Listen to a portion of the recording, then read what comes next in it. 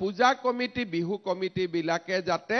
মেট্ৰিকৰ ষ্টুডেণ্টৰ কাৰণে স্পেচিয়েল ক্লাছ কৰোৱায় আৰু শিক্ষকৰ দৰমহাটো আমি দি দিম কোনো অসুবিধা নাই খালি ব্যৱস্থাখিনি বিহু কমিটি আৰু পূজা কমিটি সকলে কৰিব লাগে আৰু সেই লাইনত মই দুই এদিনতে এটা চৰকাৰৰ আঁচনি পাব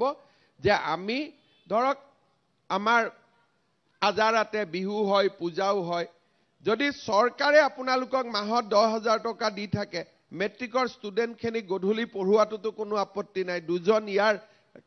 ঘৰত চাকৰি নোপোৱাকৈ বৰ্তমান ইন্টাৰভিউ দি কষ্ট কৰি আছে বা বিএডও পঢ়ি আছে ক্লাছটো কৰিলে তেওঁলোকৰ ট্ৰেইনিংও হৈ যাব বিএডৰ গতিকে এই ধৰণৰ নতুন নতুন সামাজিক চিন্তা আমাৰ অসমত হ'ব লাগে নহলে আমাৰ অসমখনত আমি গতানুগতিকতাৰ মাজত চলি আছিলো ভগৱানৰ আশীৰ্বাদত এতিয়া আমাৰ ৰাজ্যখন খুব ভাল ৰাস্তাত আগবাঢ়িছে এনেকে যদি আমি 10 বছৰ যাব পাৰো অসম বহুত ওপৰত যাব কিন্তু তাৰ কাৰণে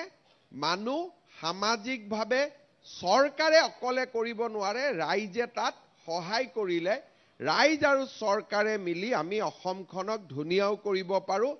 আৰু সৰ্বাংগ সুন্দৰো কৰিব পাৰো মই এই কথাখিনি মাত্ৰ আজি আপোনালোক উপস্থিত আছে ইয়াৰ কোনো এটা চিন্তাৰ খোৰাক হিচাপে আপোনালোকলৈকে এই কথাখিনি আগবঢ়ালো আমাৰ লৰা ছোৱালীৰ মাজত কিমান গান গোৱা প্ৰতিভা লুকাই আছে আমাৰ যদি প্ৰত্যেকখন সমাজতে এখন ভাল মিউজিক স্কুল থাকে আমাৰ খেলপথাৰ আছে খেলপথাৰ লগত যদি এটা প্ৰশিক্ষণৰ ব্যৱস্থা থাকে আমি কিমান মানৱ সম্পদ নিৰ্মাণ কৰিব পাৰিম অসমত মানৱ সম্পদ নিৰ্মাণ কৰাই হৈছে আটাইতকৈ গুৰুত্বপূৰ্ণ তাৰ লগতে আমি স্কুল বিলাকত লাহে লাহে এটো চিন্তা কৰিছো তাৰ কাৰণে এবাৰ এডভান্টেজ অসমত আমি এখন মেমৰেন্ডাম অফ আন্ডাৰষ্টেণ্ডিংও সহি কৰিছো যে স্কুল বিলাকতে আমি স্কিল ট্ৰেইনিংৰো আমি ব্যৱস্থা কৰিম স্কুল বিলাকটো ক্লাছ হ'ব ক্লাছৰ পিছত যিসকল লৰা ছোৱালীয়ে স্কিল শিকিব খোজে কোনোবাই স্পোকেন ইংলিছত ইন্টাৰেষ্ট থাকিব কোনোবাই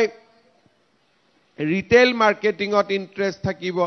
কোনোবাই ইলেক্ট্ৰিচিটি কাম শিকিব খুজিব আমি স্কুল বিলাকত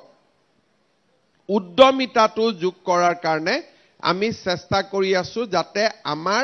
লৰা ছোৱালী সব ডক্টৰেট নহয় সব আইএস নহয় সব এসিএস নহয় আমাক সকলো ধৰণৰ মানৱ সম্পদৰ প্ৰয়োজন আছে প্লাম্বাৰৰ পৰা ইলেক্ট্ৰিচিয়ানৰ পৰা সফটৱেৰ ইঞ্জিনিয়াৰৰ পৰা মিউজিচিয়ানৰ পৰা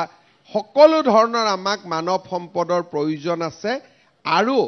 সেই সৰ্বাঙ্গীন বিকাশ বহুমুখী বিকাশৰ বাবে আমি যেতিয়া বিদ্যালয় বিলাকক ব্যৱহাৰ কৰিম আমাৰ বিদ্যালয় বিলাকৰ প্ৰায় উপযুক্ত মানৱ সম্পদ নিৰ্মাণ হ'ব মই পুনৰ এবাৰ এই বিদ্যালয়